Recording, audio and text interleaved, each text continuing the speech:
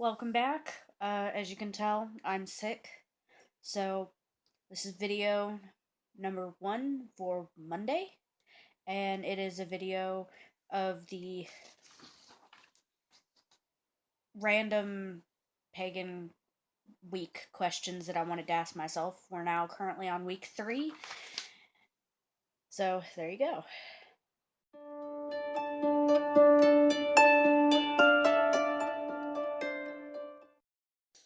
Okay, so week 3 of the random Wiccan question thingy.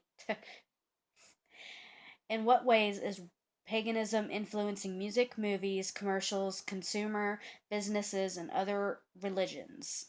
I don't know about it influencing other religions. I do know there's hundreds of books on it, as well as movies on it. And now, granted, some of them are not as influential. Some of them make fun of us, but the closest one I can think of that actually is somewhat related and they have some of the facts, not all of them, because it's a movie, and not everything they make as movies is accurate. So, the closest thing I'm talking about is called Practical Magic. Um, it is around the same thing and it has the same beliefs in it that I do about hurting people and not cursing people. Basically, a bunch of other things as well that I can't name. As you can tell, I am sick. Um, if I start randomly coughing or having to stop to blow my nose, it's because I'm sick. So there. Next one is what was your impression of it before you started to study? Uh, how do what would my first impression be of it since I grew up with it? Um, Magical? No, that's weird. But in all honesty, that's all I can say for it because to me, as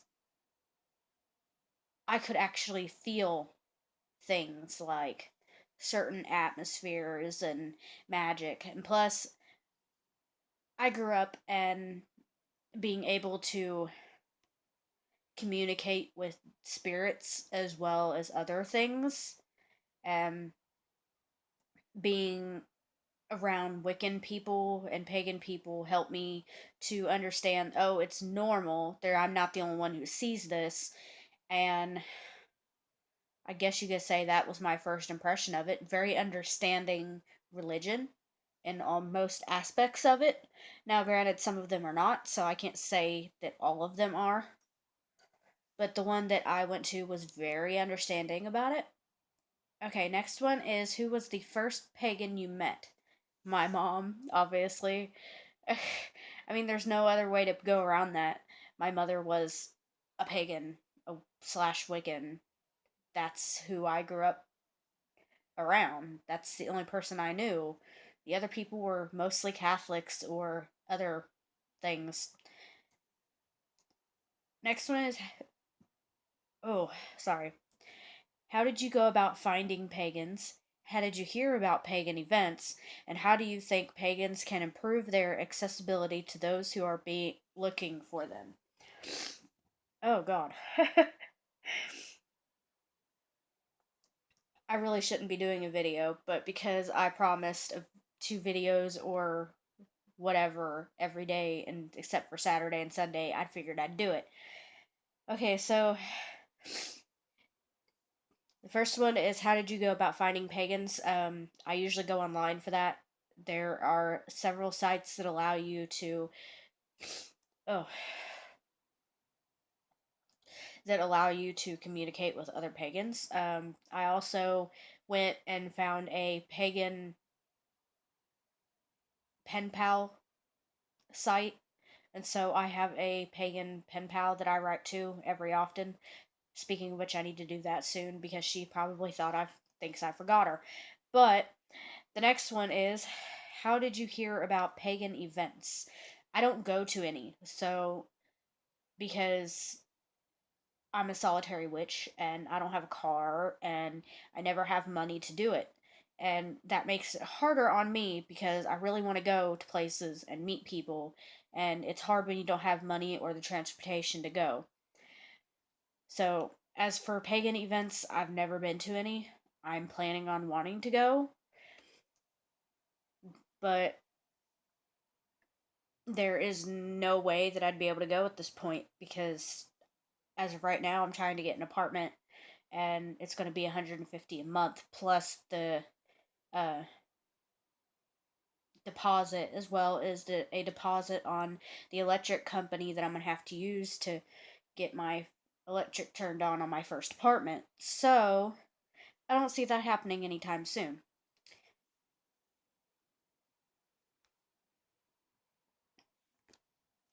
Okay, so how do you think pagans can improve their accessibility to those who are looking for them? I do believe they should be more open to getting messages from certain people because there are people like me that want to become friends with people that actually know what they're doing or whatever. There are solitary, for anyone who's watching this who is in a coven or is not accepting friend requests or whatever from certain pagans or whatever, don't always do that. There are solitary witches out there that don't know what they're doing. And when they reach out to you, then you should make yourself accessible because you may be helping them in some small way to know what they're doing. Now, as for me, I do sort of know what I'm doing, but when I reach out for somebody, it's usually because I want to be friends with them. And so I can go back to them and be like, "Well, I don't understand this. Can you explain it? You've been in this longer than I have." Type of type of type of thing. So if you're not wanting to become friends with people because you don't know them, that's fine and well. You don't have to meet them. You don't have to give out any personal info, but you can become friends with them and help them along their path. You pagans need to be more accessible to people in more ways than one. You can do it solely online if you want, or you could go what other people do, like me, pen pals, actually writing on paper, or phone calls, or any number of things. You don't have to meet somebody, but don't push people away because you're afraid of meeting them because you don't know who they are. There are people out there that need your help or want guidance or want friendship because they don't have anyone else that has the same beliefs as them. So be open. That's all I have to say about it. Next one is, have you ever attended a pagan festival or a convention? No, I want to. Really, really, really badly. But I know it won't happen yet because, well, I've got stuff I have to pay off and do, so can't help that. Okay, so that was the end of the third week. I'm completely sick. I'm miserable, and I had to stop halfway through this video to blow my nose.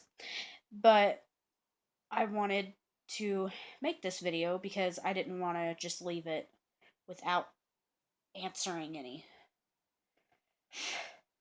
I'm hot.